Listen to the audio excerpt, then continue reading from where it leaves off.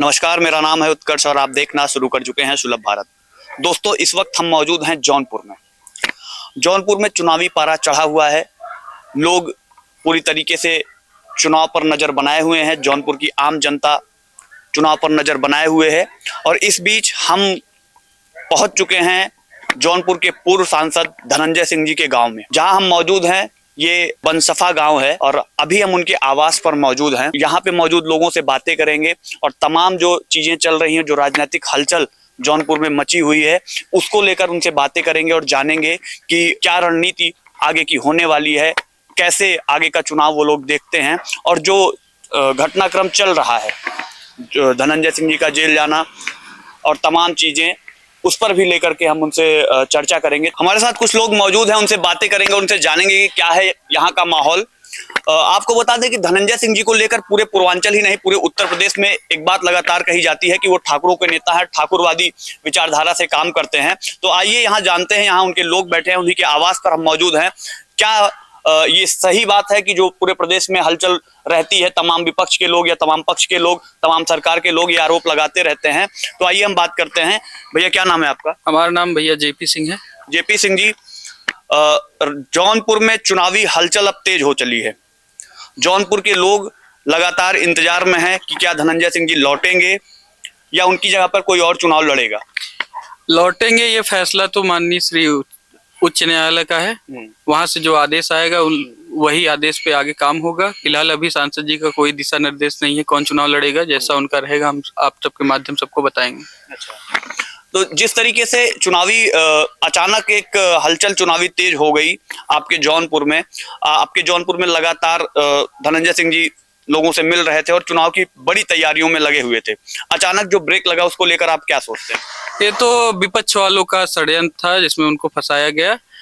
फर्जी केस था, कोई उस केस में दम नहीं है जिसमें खुदवादी मुकर जाए, हॉस्टाइल हो जाए, जो उसमें खुदवादी आके एफिडेविट दे, हमको उनसे कोई खतरा नहीं है। फिर भी पुलिस की न्यायिक जांच में चार्जशीट लगा के उनको गलत तरीके से फंसाया गया। चुनाव से सिर्फ उनको लड़ने से रोकने के लिए, और कुछ नहीं था उसमें। एक मुलाकात होती है लखनऊ के में, एक फंक्शन में, एक विवाह का फंक्शन होता है। अखिलेश यादव जी से मुलाकात होती है धनंजय सिंह जी की। अखिलेश यादव जी के कान में धनंजय सिंह जी कुछ कहते हैं और वहीं से उसी के एक दिन बाद से पूरा राजनीतिक समीकरण बदल जाता है। तो जो राजनीतिक गलियारों में चर्चा है कि वही मुलाकात कारण बन जाती है, तो क्या लगता है सही चर्चा चल रही है? वो मुलाकात कभी कारण नहीं बन सकती क्योंकि वो एक शादी विवाह का फंक्शन था जहाँ वो माननीय श्री अखिलेश यादव जी आए थे। वहाँ सांसद जी से बस मुलाकात हुई थी। कोई पार्टी कार्यालय की बात तो थी नहीं जिसमें इतना किया गया मीडिया में, ऐसी कोई बात नहीं। तो वो सिर्फ और सिर्फ एक औपचारिक मुलाकात थी, सामाजिक। लगातार जौनपुर की चर्चाएं, पूर्वांचल की चर्चाएं पूरे प्रदेश में या पूरे देश में होती रहती हैं और जब पूर्वांचल की चर्चा होती है तो पहला नाम धनंजय सिंह जी का आता है, बाहुबली धनंजय सिंह जी का आता है और लगातार एक आरोप लगता रहता है कि धनंजय सिंह जी ठाकुरों की राजनीति करते हैं, ठाकुरवादी व्यक्ति हैं। इसको लेकर आप क्या सोचते हैं? ऐसी कोई बात नहीं है। उनकी जो विचारधारा है वो सभी जातियों के साथ लेके चलते हैं। और रही बात ठाकुर की, तो वो ठाकुर हैं लेकिन वो क्षत्रिय धर्म का हमेशा पालन करते हैं। 36 बिरादरी को साथ लेके चलते हैं। कभी एक जात की वो राजनीति नहीं किए हैं। उनके यहाँ जो भी आता है कभी उसकी जाति नहीं पूछते, बस उसकी मदद करने की कोशिश करते हैं। भैया सही कह रहे हैं? जी बिल्कुल बिल्कुल। तो क्या लगता है कि जौनपुर में जो चुनावी समीकरण चल रहा है, इस बार जौनपुर का चुनाव किधर जाएगा? सारा समीकरण तोड़कर हमारे सांसद जी जीतेंगे। बस उनका दिशा निर्देश है, इंतजार है कि न्यायपालिका से उनको बरी होके आए और चुनाव लड़े। हम लोग जिताएंगे, उनको जिताएंगे, बनाएंगे। अच्छा, एक बड़ी चर्चा लखनऊ के राजनीतिक गलियारों में बड़ी तेज है और लखनऊ के साथ साथ आपके शहर में हम बीते 2 दिन से टहल रहे हैं, लोगों से बात कर रहे हैं। लोग ये कह रहे हैं कि अगर समाजवादी पार्टी से वो आते हैं तो पूरा चुनाव एक तरफा हो जाएगा। तो क्या कभी आप लोगों के बीच वो चर्चा हुई कि समाजवादी पार्टी की तरफ से चुनाव लड़ना? ये सारी चीजें, देखिए ऐसा कुछ हम लोगों को नहीं है, लेकिन जहां से भी आएंगे हम लोग उनके साथ हैं। हम लोग धनंजय सिंह के साथ हैं। पार्टी या कोई माने नहीं रखता हमारे लिए। हम लोग धनंजयवादी। अच्छा, एक आरोप लगातार लगता है कि धनंजय सिंह जी बाहुबली हैं, लोगों को तरह तरह से परेशान करते हैं। ये आरोप या इस टाइप की बातें लखनऊ में बैठकर, बड़ी बड़ी पार्टी कार्यालयों में बैठकर लोग बयान करते हैं, लोग बयान देते हैं। तो इसको लेकर आप लोग क्या सोचते हैं? ऐसा कुछ नहीं, वो समाज के अंतिम पंक्ति को अपने साथ लेके चलते हैं, सबके साथ वो खड़े रहते हैं। और ऐसे में अगर उनको बाहुबली कहा जाता है, अगर ऐसे में बाहुबली है तो वो बाहुबली है, लेकिन ऐसा कुछ नहीं। ठीक है, वो अब 2 दिन जो भी आप खुद ही देखे होंगे पूरे शहर में कि बाहुबली है, किसी का कुछ किए हैं नहीं किए हैं। बाहुबली हैं तो हैं, लेकिन वो बस गरीबों की हितों की रक्षा करने के लिए, उनके जो अधिकार है उस अधिकार को बचाने के लिए अगर बाहुबली हैं तो भैया हाँ बाहुबली वो हैं। उनका विधानसभा क्षेत्र मल्हानी रहा है, मल्हानी से वो चुनाव लड़ते रहे हैं और लगातार वो वहां से चुनाव लड़ते रहे और देखा जाए तो पराजय का ही सामना उनको करना पड़ता है। वो सेवा करते हैं, सेवा भाव से रहते हैं, ऐसा आप लोग कह रहे हैं। लगातार वो लोगों की मदद करते रहते हैं, अंतिम पंक्ति के व्यक्ति की मदद करते हैं। तो ऐसा क्या कारण होता है कि वहां से वो चुनाव जीत नहीं पाते? चुनाव का कारण यही है, यहाँ हमारे प्रदेश में जाति की कुछ राजनीति होती है, जातिगत पार्टियां हैं अपनी अपनी, लेकिन कोई भी इंसान जो निर्दल 80,000 वोट पाता है, कोई यहाँ पूरे हमारे महल्ली में कोई भी कितना बड़ा नेता आके लड़ ले, अगर 80,000 वोट पा जाएगा तो जान जाएंगे हम वो नेता है, नेता कहलाने के लायक है। समाज सेवी आदमी है, इसलिए 80,000 वोट उनके नाम पे उनको पड़ते, किसी ना पार्टी की ना किसी दल की, उनकी वोट उनके पास रहती है हमेशा। अच्छा, तो जिस तरीके से धनंजय सिंह जी चूंकि जेडीयू के महासचिव भी हैं और उसके बावजूद भी यहाँ से जौनपुर लोकसभा से वो निर्दल चुनाव लड़ने के माहौल में थे, वही वो माहौल बना रहे थे। तो क्या आपको लगता है अगर वो निर्दल चुनाव लड़ते हैं तो कुछ असर पड़ेगा, वो जीत की तरफ बढ़ पाएंगे या बीजेपी का गेम बिगाड़ेंगे? इस समय जो माहौल है, इससे पहले उनके जो गिरफ्तारी हुई उससे पहले जो माहौल था, वो अगर निर्दल भी चुनाव लड़ते तो भी चुनाव एक तरफा ही उनका रहता, क्योंकि जितना वो काम किए, जितना विकास किए पूरे जौनपुर, ना कोई सांसद किया है। जो हमारे माननीय सांसद जी हैं उनके द्वारा भी कोई काम देखने को नहीं मिला और माननीय विधायक जी भी हैं, उनका भी कोई काम देखने को नहीं मिला है। इसलिए जितना वो काम किए चेयरमैन के फंड से, उनकी धर्मपत्नी श्री कला धनंजय सिंह जी जितना काम किए हैं पूरे लोकसभा में, उतना काम किसी लोकसभा में चेयरमैन नहीं हुआ है। पूरे प्रदेश की मैं बात कर रहा हूँ। जिस तरीके से भारतीय जनता पार्टी ने अपने उम्मीदवार का ऐलान कर दिया है, उसके बाद क्या आपको लगता है कि धनंजय सिंह जी का आना, क्योंकि भारतीय जनता पार्टी का, बीजेपी का जो उम्मीदवार है वो भी क्षत्रिय समाज से आते हैं, कृपा शंकर सिंह जी, और अगर इधर से धनंजय सिंह जी आते हैं तो क्या आपको नहीं लगता कि क्षत्रियों का वोट बटेगा? बिल्कुल नहीं बटेगा, क्योंकि कभी सांसद जी जो हमारे हैं वो कभी जात की राजनीति की ही नहीं है, सभी जात के साथ में लेके चलते हैं। और रही बात वो आए हैं जो विपक्ष के, वो यहाँ के हैं नहीं, वो हैं मुंबई के, मुंबई की राजनीति की हैं दशकों से। यहाँ यूपी में, जौनपुर में कभी किसी के यहाँ ना देखे गए हैं, ना किसी फंक्शन में आए हैं चुनाव पार्टी वाले सब मिलकर उनको लड़ा रहे हैं। देखेंगे जैसा चुनाव रहेगा। फिलहाल जो अगर सांसद जी का दिशा निर्देश रहेगा, घर से कोई लड़ेगा या फिर वो लड़ेंगे, तो चुनाव एक तरफा रहेगा। जैसा कि भैया ने कहा कि भारतीय जनता पार्टी के उम्मीदवार कृपा शंकर सिंह जी बाहर से आए हैं और लगातार भारतीय जनता पार्टी ये दावा करती है कि वो तो यहीं के रहने वाले हैं, यहीं उनका गांव है। इसको लेकर आप क्या सोचते हैं? सर, मैं एक बात आपको बताना चाहता हूं सर, कि उनका एक लंबा राजनीतिक उनका जो कार्यकाल रहा है वो महाराष्ट्र में रहा है, मुंबई में। सर, अगर आप यहाँ पर जाएंगे, अगर आप क्षेत्र में टहलेंगे, एक काफी बड़ा क्षेत्र है सर, आपको मुझे लगता है कि 10 में से 7 लोग उनको नहीं पहचान पाएंगे फिलहाल अभी, क्योंकि माननीय नेता पूर्व सांसद धनंजय जी के इस प्रकरण के चर्चा के कारण उनका भी थोड़ा सा पॉपुलैरिटी हो गया, लोग उनको जानने लगे हैं कि कोई उम्मीदवार अगेंस्ट में खड़ा है। ठीक है, मैं आपकी एक बात भी सुन रहा था, जैसे कि आप कह रहे थे कि क्षत्रियों की राजनीति। सर, आप जैसे मैंने कहा, अब यहाँ से आप 10 लोगों से, 8 लोगों से चुनाव से हट करके अगर उनसे प्रतिक्रिया लेंगे कि धनंजय सिंह का व्यक्तित्व कैसा है, किस तरह के लोग हैं। देखिए, हम लोग उनके आवास पे यहाँ पर अगर बैठे हैं, यहाँ पर अगर अभी यहाँ पर होते तो 150 लोगों का यहाँ पर समाधान होता सर यहाँ पर। और चुनाव में ही नहीं सर, हर समय, हर वक्त, हर महीने, हर साल, चाहे चुनाव हो या ना हो सर, तो जाति की तो यहाँ पर कोई बात ही नहीं है सर। उनको ऐसे ही मसीहा का टैग नहीं दिया जाता है।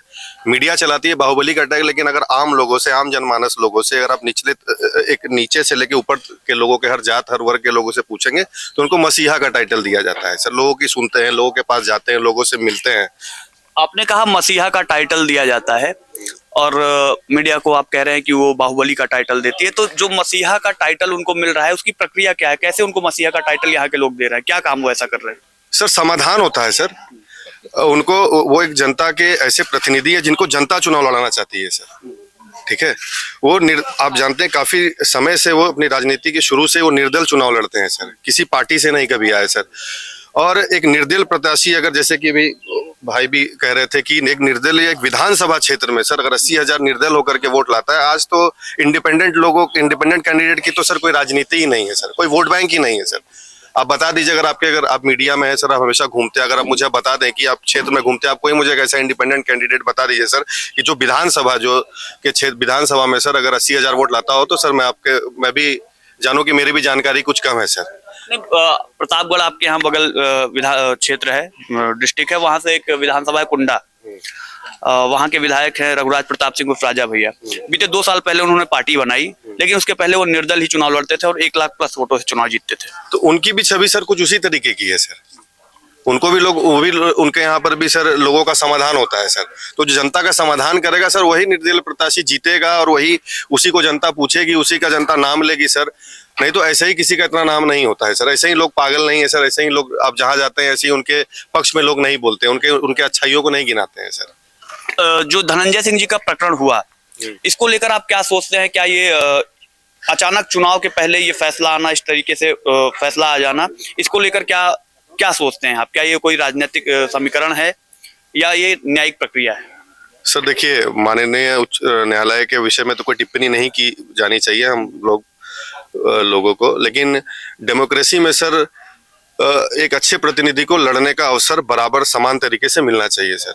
अगर डेमोक्रेसी में अगर अच्छा जनप्रतिनिधि जिसको कि जनता लड़ाना चाहती है, जिसको जनता चाहती है और इंडिपेंडेंट लड़ने की कोशिश कर रहा है सर, और लोगों का प्रतिनिधि करना चाह रहा है, अगर आप उसको चुनाव लड़ने से रोक देंगे सर, और ये तो स्पष्ट है सर, इसमें बहुत कुछ कहने वाली बात नहीं है सर। जैसे आप अभी कह रहे थे कि एक फंक्शन में मिले, आप शादी विवाह में जाते हैं सर, आप तमाम लोगों से मिलते हैं, आपका भेंट मुलाकात आपकी होती है। तो उस प्रकरण के बाद ही ऐसा प्रकरण क्यों हो गया, जो कि एक लंबे समय से चलता हुआ ये प्रकरण चला आ रहा था, जहां पर कि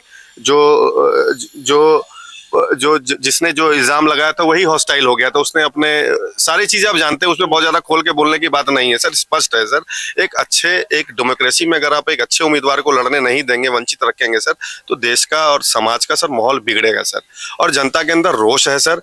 यहाँ पर कोई क्षत्रिय कोई कुछ नहीं, सारे जातियों को सर ये समझ में आ रहा है ये 400 पार का नारा कहाँ से है सर। चुनाव को सैबोटेज करने की कोशिश है सर, एक अच्छे प्रतिनिधियों को लड़ने न देने की कोशिश है सर, और चुनाव में हावी होने की कोशिश है सर। सत्ता और प्रशासन का इस्तेमाल करके अच्छे कैंडिडेटों को और चुनाव को अपने पक्ष में ले जाने की कोशिश, जो कि अच्छा नहीं है सर। डेमोक्रेसी में आप कुछ वक्त तो आप आ जाएंगे, लेकिन एक समय ऐसा आएगा सर कि जहां पर आपको जनता बाहर निकाल करके फेंकेगी सर। आपने 400 पार की बात की, लगातार मोदी जी गारंटी दे रहे हैं, पूरे देश में घूम के गारंटी दे रहे हैं 400 पार की और तमाम सुविधाएं देने की, तमाम बातें भी भारतीय जनता पार्टी की तरफ से की जा रही है। एक तरफ विपक्ष है जो एकजुट होने का प्रयास कर रहा है। तो क्या आपको लगता है कि अगर देश की राजनीति की बात की जाए तो इस बार फिर से मोदी जी अपना तीसरा टर्म स्टार्ट कर पाएंगे या विपक्ष इस बार उनकी विदाई करेगा? देखिए, सवाल आपने तो सर बहुत अच्छा पूछा सर, लेकिन जैसे कि जौनपुर लोकसभा 73 की अगर मैं एक वोटर हूं, और अभी यहाँ का अगर मैं अभी जो ताजा जो सर राजनीतिक परिस्थितियों को देखूं सर, तो एक बहुत ही खराब मैसेज आ रहा है सर सरकार की तरफ से, जो मौजूदा सरकार है सर। उससे ये समझ में आ रहा है कि कुछ ऐसी चीजें हैं सर जो पूरे देश में अभी चलती चली आ रही हैं। अब झारखंड से उठाइए, हर जगह आप जाइए सर, हर राज्य में आप जाइए सर, आपको एक ऐसा आपको माहौल आपको मिलेगा जहां पर कि सर जो विपक्ष है उसको दबाया जा रहा है सर। ठीक है, लोगों को अपनी आवाज उठाने देने का मौका लोगों को बराबर समान तरीके से नहीं मिल रहा है सर। तो अगर हम उस सब चीजों को अगर देख के लगे तो सर अभी तो हमको फिलहाल जब से ये प्रकरण हुआ है उसके बाद से सर हमारा जो व्यक्तिगत राय है सर, वो सरकार के बारे में बहुत अच्छा नहीं बन रहा है सर। ठीक है, जिस तरीके से राहुल गांधी पूरे देश में भारत जोड़ो न्याय यात्रा लेकर चल रहे हैं, तो आप एक यूथ हैं, आप एक वोटर हैं और लगातार वो यूथ से जुड़ने की कोशिश कर रहे हैं, तो क्या आपको लगता है उनकी भारत जोड़ो न्याय यात्रा असरदार होगी इस 2024 लोकसभा चुनाव में? सर देखिए, असरदार होगी अगर लोगों से वो सही तरीके से जुड़ पाए। लोगों का जो मूल प्रॉब्लम है, जो मूल समस्याएं, अगर उनको समझने की कोशिश कर पाए और उसका समाधान लोगों को जब यात्रा कर रहे हैं उस यात्रा के दौरान अगर लोगों के समाधान को समझ करके एक प्रॉपर एक अच्छा रोड मैप दे पाए कि अगर हम आते हैं सत्ता में, अगर हमें मौका देती है, अगर जनता उनको देती है, उसका वो समाधान कर पाए, तो लोग जरूर जुड़ेंगे सर। अभी आप जब कह रहे हैं सर एक निर्दलीय प्रत्याशी के रूप में शुरू से खड़े होते आए माननीय पूर्व सांसद धनंजय सिंह जी सर, उनके साथ जनता क्यों जुड़ी है सर? उसका यही रीजन है सर क्योंकि वो लोगों के जो छोटी समस्या है, सबसे छोटी समस्या क्या है सर? गांव घर में जमीन का विवाद, घर का विवाद, बंटवारा का विवाद, उस विवाद को वो तुरंत सॉल्व कर देते हैं सर, दोनों पक्ष को खुश करके। प्रोग्रेसिव माइंडसेट के इंसान है, बताते हैं कि आप प्रोग्रेस पे ध्यान दीजिए, इन छोटे छोटे झगड़ों में फंस करके मत रहिए। कहीं लोगों को कोई समस्या है, कहीं किसी के पास फाइनेंशियल कोई प्रॉब्लम है, कहीं शादी विवाह में किसी को कोई दिक्कत है, किसी को पढ़ाई में दिक्कत है, किसी को इलाज कराने में दिक्कत है। अब इन समस्याओं को जब किसी को एजुकेशन में दिक्कत है, लाइट की प्रॉब्लम है सर, बिजली की प्रॉब्लम है, कुछ फंड चाहिए, तो जब ये अगर कोई नेता, धनंजय सिंह जैसा अगर कोई नेता जब इस तरह के प्रॉब्लम को सॉल्व करेगा, तो सर वो निर्दलीय प्रत्याशी के रूप में भी सर 80,000 विधानसभा से वोट लाएगा। भले जीते ना जीते, वो जातीय समीकरण है उत्तर प्रदेश में, ये आप भी जानते हैं, हम भी जानते हैं और सब लोग जानते हैं सर। ठीक है, जिस तरीके से पूरे जौनपुर में माहौल बना हुआ है, ये कहा जाता है, क्योंकि अभी हम कल क्षेत्र में टहल रहे थे, गांव में हम टहल रहे थे, तो लोगों ने कहा कि भाई धनंजय सिंह जी का जो वोट प्रतिशत है वो हर विधानसभा में 20 से 25 हजार उनका व्यक्तिगत वोट है। तो अगर वो निर्दलीय भी आते हैं तो वो एक तरफ मजबूत ही रहेंगे। और जिस तरीके का माहौल बनाया जा रहा है, हो सकता है कि ऐसा कहने में आ रहा है कि श्रीकला जी उनके स्थान पर चुनाव लड़ें, तो अगर वो चुनाव लड़ती हैं तो क्या उतना ही प्रभाव होगा जितना कि धनंजय सिंह जी के लड़ने पे? सर देखिए, अभी तो कौन लड़ेगा और कौन क्या होगा सर, ये तो अभी उसका कोई अभी ऐसा कोई एक ठोस कोई एक ऐसा कोई कमिटमेंट अभी आया नहीं आगे से सर। लेकिन अगर कोई भी उनसे जुड़ा हुआ व्यक्ति अगर लड़ेगा सर, तो उस प्रतिनिधि में सर माननीय पूर्व सांसद धनंजय सिंह को देख करके सर जनता और मजबूती से और जोश से और इंसाफ करेगी जनता सर। हम आपसे एक बात कहना चाहते हैं, युद्ध नहीं जिसके जीवन में, युद्ध नहीं जिसके जीवन में, युद्ध नहीं जिसके जीवन में, या तो वो रण से भागे होंगे या तो प्रण को तोड़े होंगे। जो एक कहावत है, अगर रण नहीं लड़ेंगे तो कौन सी बात पे वो छत्री कहलाएंगे। वो छत्री हैं, 36 कौम को साथ में लेकर चलते हैं। बाकी रही बात विपक्षियों की, तो हमारे भाई बताएंगे उनके लिए। बताइए भैया, क्या विपक्ष को लेकर आप क्या सोच रहे हैं? जो लोग, जैसे अभी आपने जाना होगा, आपने कवर भी किया होगा कि बहुत सारे लोगों ने जिले में पटाखा उटाखा भी फोड़े थे, सांसद जी को जेल हुई, तो उनके लिए एक संदेश है मेरा कि मत पूछ क्या हाल है मेरा तेरे आगे, मत पूछ क्या हाल है मेरा तेरे आगे, बस तू रंग देख क्या रंग है मेरा तेरे आगे जी। तो जिस तरीके से धनंजय सिंह जी के समर्थक उनकी आवाज पे पूरे क्षेत्र में उनको लेकर एक इमोशनल अटैचमेंट दिखा रहे हैं, और ये जाहिर बात है कि 2024 लोकसभा चुनाव जौनपुर में बड़ा रोमांचक होने वाला है। और लगातार हम आपको जौनपुर का अपडेट देते रहेंगे, धनंजय सिंह जी से जुड़ी खबरें आप तक पहुंचाते रहेंगे। आप जुड़े रहिए सुलभ भारत के साथ।